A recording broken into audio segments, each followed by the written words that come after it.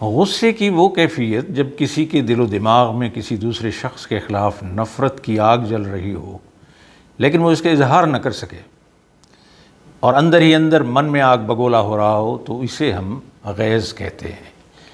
اب سوال یہ پیدا ہوتا ہے کہ ایک شخص کے دل میں دوسرے شخص کے خلاف نفرت پیدا کیوں ہوتی ہے، غصہ کیوں آتا ہے؟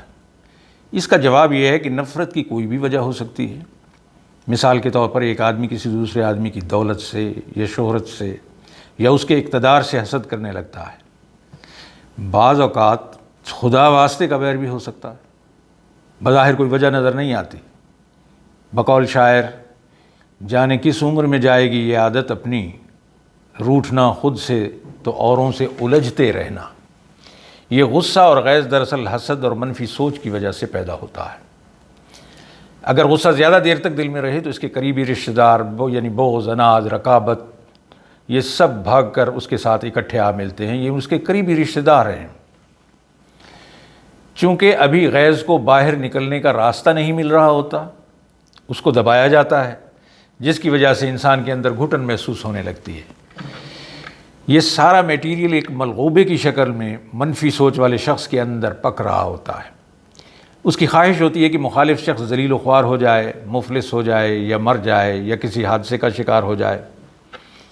بقول محسن نقوی کے، میرا اس شہر عداوت میں بسیرا ہے جہاں لوگ سجدوں میں بھی لوگوں کو برا سوچتے ہیں۔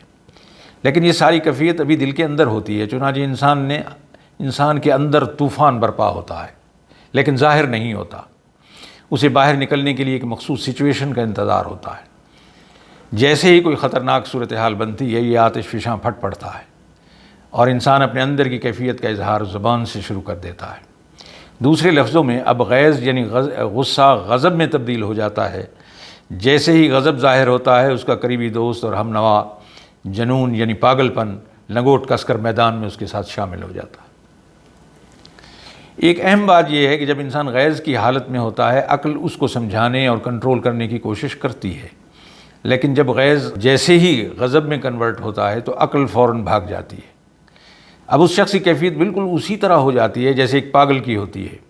اس کی سوچنے اور سمجھنے کی صلاحیت ختم ہو جاتی ہے اور وہ پاگلوں جیسی حرکتیں کرنے لگ جاتا ہے۔ اس کی زبان لمبی ہو جاتی ہے، وہ بےہودگی پہ اتر آتا ہے، وہ بلا برملا جھوٹ بولتا ہے اور لغو بیانی کر کے مخالف کو بے عزت اور رسوا کرنے کی کوشش کرتا ہے۔